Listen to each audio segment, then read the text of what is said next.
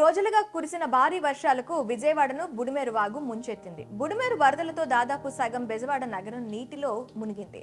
సింగ్ నగర్, రామకృష్ణాపురం, నందమూరి నగర్, నున్న, Vijayawada, one town, Krishnalanka, Ibrahimpatnam సహా చాలా ప్రాంతాల్లోకి వరద నీరు ఇళ్ల మొదటి అంతస్తు స్థాయికి చేరిపోయింది.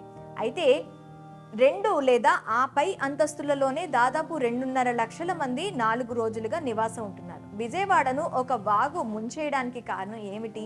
ఈ వరదను, దాని తాలూకు విధ్వంసాన్ని అధికారులు అంచనా వేయలేకపోయారా అనే ప్రశ్నలు తలెత్తుతున్నాయి. కృష్ణానదికి ఊహించని విధంగా ఎగువ ప్రాంతం నుంచి వచ్చిన వరద నీరే విజయవాడ ముంపునకు కారణమనే చర్చ జరుగుతోంది. అయితే విజయవాడ మునిగిపోవడానికి కృష్ణానదిలోకి చేరిన నీరు ఎంత మాత్రం కారణం కాదని, బుడిమేరు వాగు ప్రవాహమేనని నిపుణులు చెప్తున్నారు. బుడిమేరు అనేది మైలవరం కొండల్లో పుట్టిన ఒక పెద్ద వాగు. ఇది అరిగపల్లి, కొండపల్లి అనే 2 కొండల మధ్య మొదలవుతుంది. ఏడాది పొడవునా ఏదో ఒక స్థాయిలో ఈ వాగులో నీళ్లుంటాయి. కృష్ణా గోదావరి పరివాహక ప్రాంతాల మధ్య విస్తరించి ఉన్న అతిపెద్ద మంచినీటి సరస్సు కొల్లేరుకు నీటిని సరఫరా చేసే వాగుల్లో బుడిమేరు ఒకటి. సాధారణంగా బుడిమేరులో ఏటా గరిష్టంగా 10 నుంచి 11,000 క్యూసెక్కుల వరకు నీరు ప్రవహిస్తూ ఉంటుంది. 2005లో వచ్చిన వర్షాలకు బుడిమేరులో ఏకంగా 75,000 క్యూసెక్కుల నీరు వచ్చింది.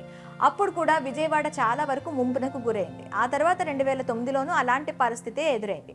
బుడిమేరు వాగు తన ప్రయాణంలో చాలా మలుపులు, మెలికలు తిరుగుతూ దారి మారుతూ ఉంటుంది. దీంతో ఎక్కువ వరద ప్రవాహం వచ్చినప్పుడు అది గట్టు దాటి చుట్టూ ఉన్న ప్రాంతంలోకి వెళ్తుంది.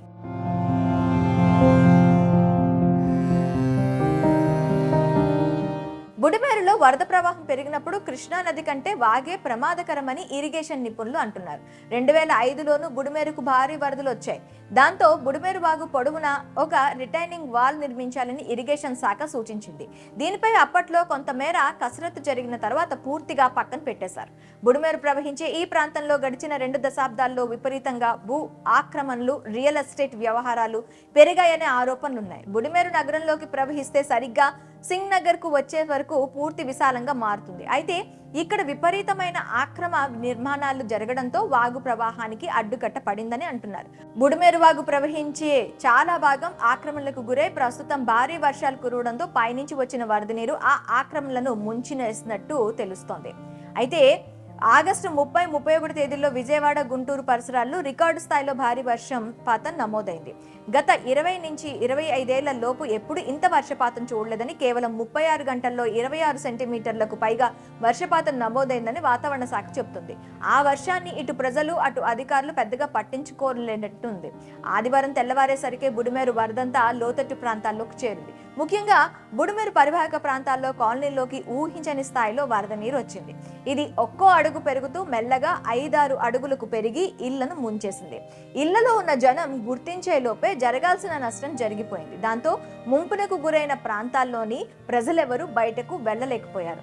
సింగ్ నగర్, జక్కంపూడి కాలనీ, రాజరాజేశ్వరిపేట, అరుణోదయ కాలనీ, నున్న ఇలాంటి ప్రాంతాలన్నీ బుడిమేరు వరద ముంపునకు గురయ్యాయి. వీటితో పాటు చిట్టినగర్, పాల factory, Rayanapadu, Paidurupadu, Kavuluru, YSR colony ముంపులో చిక్కుకున్నాయి. VTPS లోనూ భారీగా వరద నీరు చేరింది. సాధారణంగా బుడిమేరు వరద ప్రవాహం చాలా తక్కువగా ఉంటుంది. ఇందులో 11,000 క్యూసెక్కుల నీరు ప్రవహించగలదు. ఆధునీకరణ పనుల్లో భాగంగా బుడిమేరు సామర్థ్యాన్ని 17,000 క్యూసెక్కుల వరకు పెంచేలా ప్లాన్ రూపొందించారు. కానీ ఇప్పుడు ఒక్కసారిగా 45,000 క్యూసెక్కుల వరద వచ్చినట్లు లెక్కలు చెప్తున్నాయి.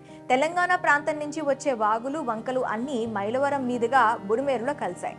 మరోవైపు కృష్ణానదికి కూడా వరద ప్రవాహం పోటెత్తడంతో వరద నీరు వెళ్లలేక ఎక్కడికక్కడే నిలిచిపోయింది. ఇకపోతే విజయవాడలో ముంపునకు గురైన కాలనీల్లో ఎక్కువ భాగం బుడిమేరు కట్ట లోపల నిర్మించిన ప్రాంతాలే కావడం గమనార్హం.